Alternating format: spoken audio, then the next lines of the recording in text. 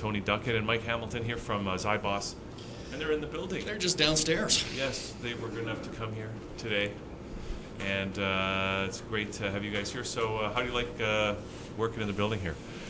It's been an interesting experience. Kind word, interesting. Interesting. Yeah. Yes. Yeah. It can go either way, right? Yeah. It's a good location. Yeah.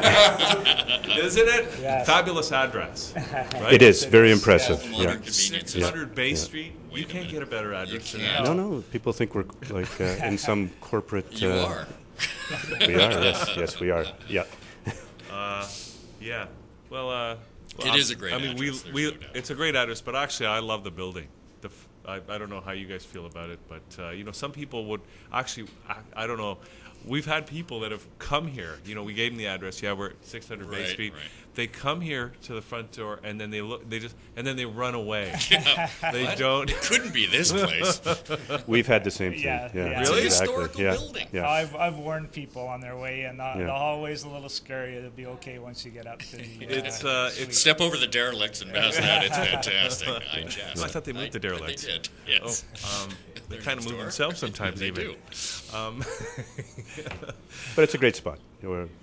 It's a great location. Yeah, great no location. doubt. Get used to the sirens and. I prefer. Well, the sirens. That's outside. Yeah. Right? We can't do anything about the sirens. Inside.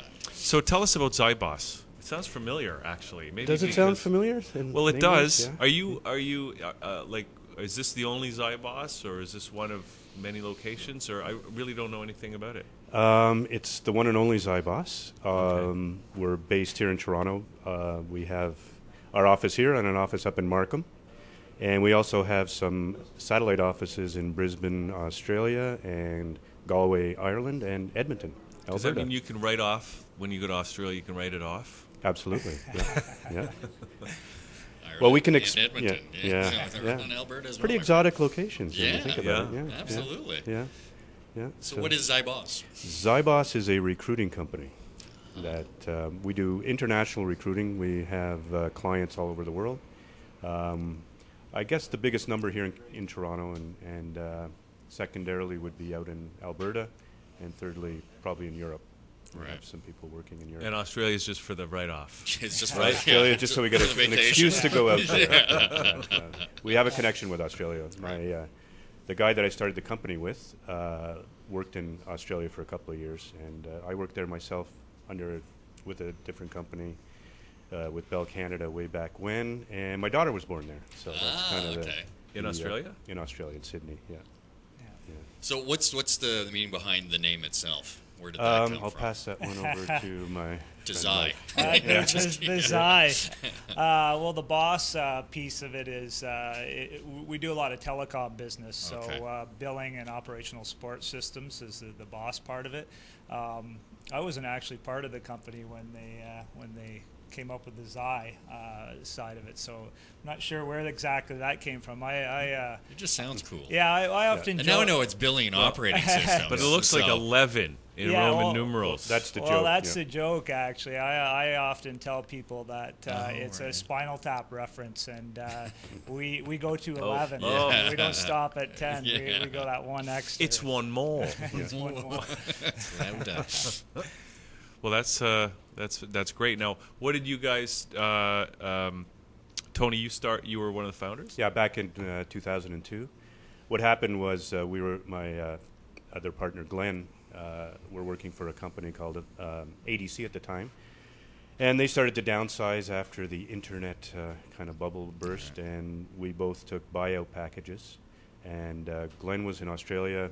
He spent 6 months surfing with his money. I got another contract. I worked over in Italy for 6 months. Then we both ended up back in Canada with saying, what are we going to do? So we decided that we would start Zyboss. So you guys were working in IT?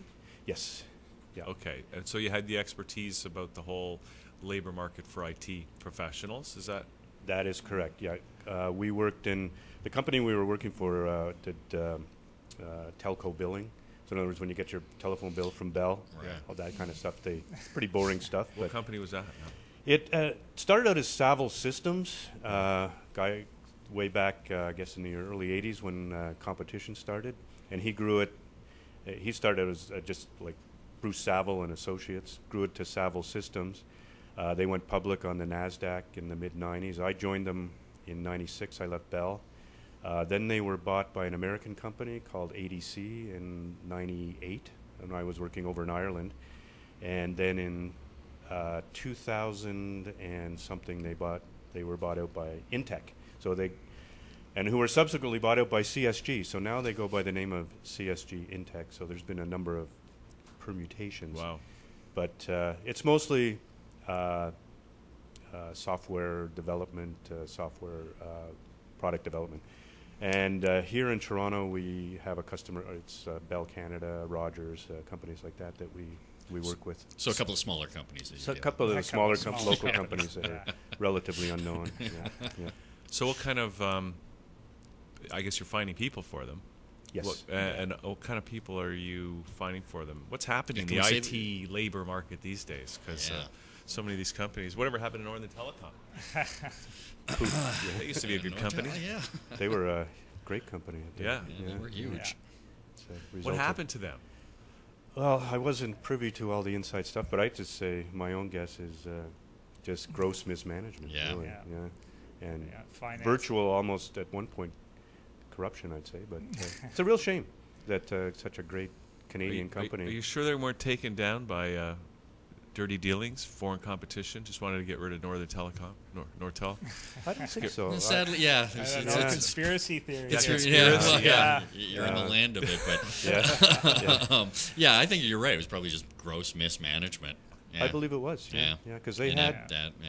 And they had and still had really good products, and those products were sold to other companies, and they're great reservoir of intellectual property. Wasn't RIM right now and a few others digging, sort of scouring, getting the bones of all their, right now they're trying to sell off the rest of their, I think it's proprietary pretty well knowledge. It's sad. I think Nokia bought some. Now, how does that impact you guys? Yeah, you're right. Because there's a lot of IT guys from Nortel that are no longer working for Nortel. Like, what is that? Does that put a big glut on the market, or what's your sense of all that? Well, pretty much what we do is when our clients have a project that they're trying to staff up and they need specific skills, they come to us to supplement the teams that they have in place. So because we do a lot of telecom work already and a lot of billing work, we have a bench of people with the skill sets that they're looking for to do these projects, right? And the project might take a year to roll out, so they'll bring in a consultant or a contractor from us to supplement their staff to roll out that project, because they know once the project's rolled out and it becomes operational at that point, they're not going to need the people to work on it still. Right. And those people will go off. So and you do a lot of like projects. short-term placement stuff, like I'm sure, which again is just the nature of the world we live in. That it is a lot of short-term employment for a lot of people. Exactly, and because the people that we work with, because they're always working on projects, they can quickly go into a new organization and get up to speed and add value. Day one when they show up there. So.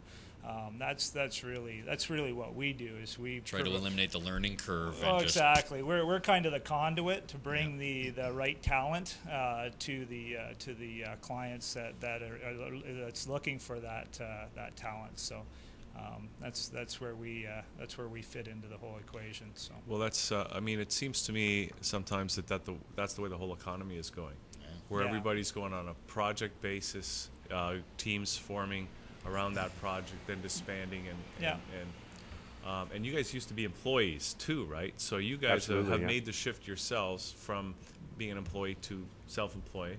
Yeah, absolutely. And now helping other people to do the same kind of thing. Yeah. Because interestingly enough, the bulk of the people that we work with or find work for, the vast majority don't want to be permanent employees. Right. They prefer to be contract. Not in all cases. They will entertain. The right opportunity comes along, they'll jump into that relationship, but most of them prefer being contractors.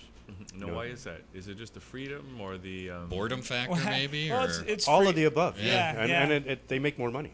Well, exactly. Number one, and there's some tax benefits and things like that. And I think the world has just changed, because when I started working back in the early 70s for Bell, it was like I expected to work there all my life You're a lifer. and retire. Yeah. And the world changed. Yeah. And I think people just realize now that it's more of a contractual relationship between the employer and or the worker, and you don't necessarily buy into the loyalty kind of thing anymore, you know. And Just it just doesn't exist. be aware of, you know, it means you show up for work, do a very, you know, be professional, but don't necessarily believe that that particular company is going to be looking after you cradle to grave anymore. You know, the world has changed. No, that's true. Companies come and go. I mean, especially in the IT industry. I mean, how many set up and fold within 5 years, right? Is, you know, things do change. So, yeah, having that long-term thought anymore of working 30 years for the same company is, it's gone. No, it doesn't exist. I think you hit the nail on the head a little bit. A lot of the guys that contract for a living too, they do get bored. Right. They don't want to, like, I'll have a person working on a contract somewhere, and when when it starts to become more operational and not a project anymore, to get out of here. It's time to go. Yeah.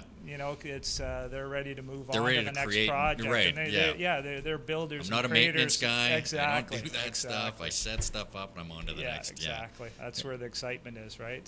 So how many, you know, again, don't use the word headhunting or anything like that, but how many people do you have in your stable that, you know, at any one time? Are we talking hundreds, thousands of a network that you can go to like that, or?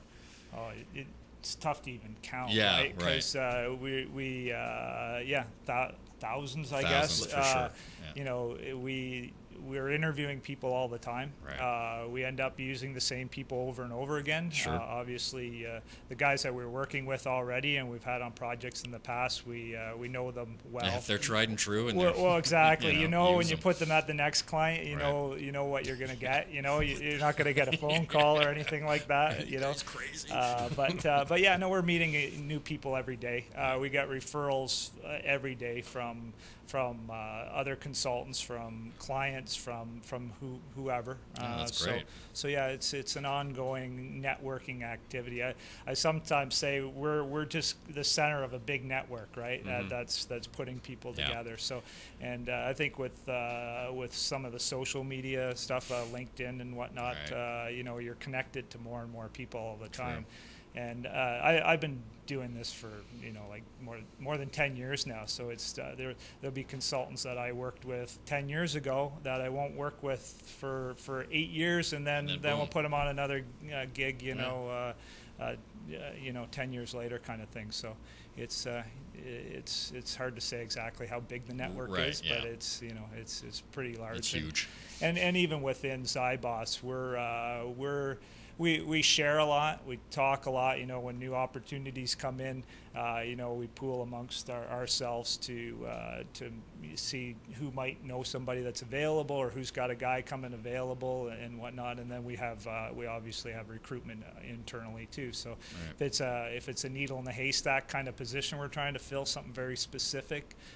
Maybe technology-wise, we can go out and use different avenues and wherever we have to go to find those guys. So now, you guys, is Toronto the head office? Yes. Yeah. Okay, so you guys are the head office. Our actual head office is in Markham. Oh, Markham. Yeah. Okay. Yeah, that's where we tend to call it the back office, but they call us the satellite office. Yeah, but, that's where the accounting staff is, and some of our business development are up there as well. So I'm just getting the idea that you guys, because of the nature of your business, and you're talking to all these people all the time on both sides of the hiring coin, you must have a bit of a sense of how the economy's going. Because all of us, you know, if it's going not so good, you may have a lot of people looking for positions. Yeah. And if it's going good, now you got a lot of demand for people to fill positions. Is that fair? That's probably pretty fair. Sometimes it's a little bit skewed because if we have some big projects going on, it'll seem like, you know, the economy's really good, but we only know for about 6 months. Yeah, exactly. But we happen to be have some big projects that we're staffing up at the time. So sometimes it's a little skewed, but you know, sometimes we can see the slowdowns coming because we're slowing down or things ramping up, and then you'll hear the analysts announce the numbers that are 2 months old, right? And you'll go, okay, well that's kind of what we're seeing. So what are you seeing right now in your crystal ball? How's the economy looking? You know what? I think it's we're steady right now. Yeah. The start of the year started with a big boom. We're really busy first couple months of the year, and now it's not tailed off. But it's summer, but right? it's summer kind slowdown? of set. Is there a seasonal slowdown? Yeah. Typically there in the is. tech industry, it's Yeah. Well, everybody takes time you know off what in you see in the August. summertime. You see, you see people that need to hire people are serious about it. Right. Nobody's just testing the waters or Right. throwing one out there because they've got work to do if they're going to bother to reach out. So that's what we see in the summer. So and then as September rolls around, usually a week or two after Labor Day, it gets busy again because people come back to work. Yeah. Go, oh no, I have all these projects to do before the end of the year. And I took August off. Yeah, exactly, Right. exactly. So yeah, we do see that upsurge in Now, in the fall. of course, you have the office in Ireland, and we know what happened there. Did you see that coming?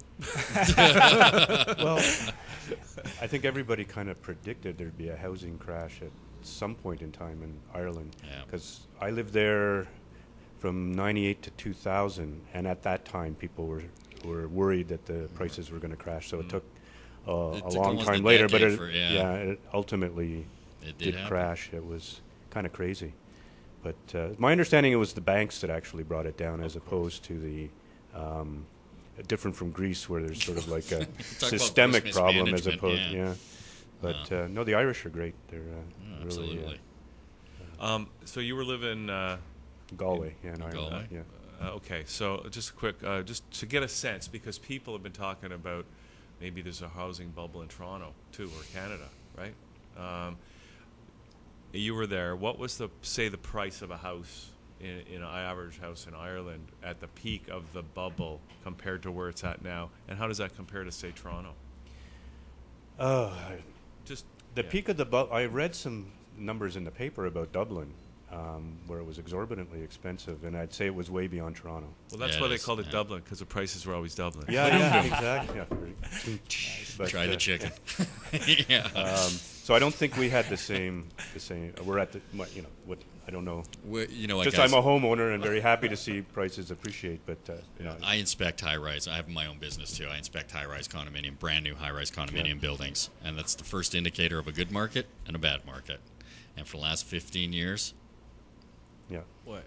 it's the Toronto market keeps doing this. Steady It's, or crazy? It does maybe a little correction here, but Yeah. it in 1990 when it did that, and I had my real estate license at the time, and we were flipping buildings on the corner of Yonge and Lawrence from 600,000 to 1.3 million in 1 month. Wow. Inflated market, a lot of Asian money. It's still a lot of Asian money coming in, but again, the condo market was the first market to say, okay, they're dropping. Okay, houses are next, and okay, we're into the toilet. It's still doing this, and I've got built-in contracts for the next 7 years on stuff that's been sold that hasn't even been built yet. Yeah, no. Okay. So you know insane. what? It is I insane. can't believe it. And right, and I'm thinking right for 2015 to 2020, there's still going to be a really good. This market city is here. just going So insane. you guys are going to be busy Yeah, because along with that market, with Yeah. good housing, affordable prices, that's ridiculous. Can't even think of affordable price anymore. But people are spending the money, and it does seem to work. That I think you guys are still, the IT business and everything else are still going to be. Well, we've seen it Busy. with the new mobile companies. Yeah, that open up. absolutely. We've gotten work there. Technology is always changing. There's a lot of regulatory stuff that True. these companies have. Oh yeah. They might have delayed doing it, or Right. they have to do consolidations, or whatever. Right. And I think a lot of people were skittish during the financial crisis, and that's why we saw a surge.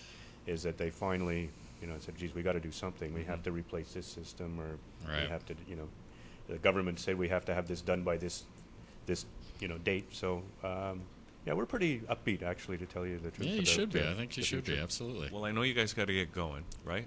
But You do but have a before business you to do run. that, we're going to give contact info and stuff like that. But what are you looking for right now? Are you looking for clients? Are you looking for people to join your roster? Or or anything else? We're always Sure. looking for For both, both, really. yeah. Both. Yeah. Yeah. So I guess companies, what, small, medium-sized, large, any size? We Dude, range, right yeah. from the very large to, we're happy Mom to and talk to pop any. stuff, yeah. Yeah. You know. Yeah. And people out there that are looking for work in the IT sector, I guess they can get in touch and Yeah, See happy if, to talk to them, see if we have something available that would fit their skills, and we always take the time to talk to folks anyways, because we never know what's coming up next Exactly. month. So You never know who you're talking yeah, to. so you know. sometimes you. well, that's great. So Great how to do people actually, find you? Yeah. Other than going downstairs a couple of floors from here. Well, the best spot is on our website, www.zyboss.com, and that's XIBOSS.com. And we're on LinkedIn as well. Okay, You good. can search us on LinkedIn Yep. as individuals or Okay. from a company perspective. Fantastic. That's the best way probably to reach us. Yeah. That's great. Well, Well, thanks great for to meet you coming up, guys. guys. So now we'll be able to say hi as we go up and down the Yeah. hallways. Yeah. And, we'll have you up here when we have our big open house. Okay, well, thanks for having Awesome. us. Okay, Yeah, guys. thank All you. right, Thanks guys, a lot. pleasure. Thanks. Tony Duckett, Mike Hamilton from Zyboss. Thanks a lot. We're going to take a little break with, I don't know what yet, but we're going to take a break and come back with more Liquid Lunch as we continue on a Monday.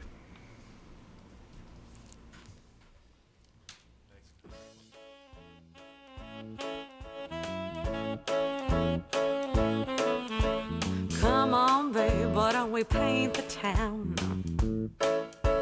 And all that jazz, I'm gonna rouge my knees or all my stockings down. And all that jazz, start the car and I will whoopee spot where the gin is cold but the piano's hot. It's just a noisy hall where there's a nightly brawl and all that jazz.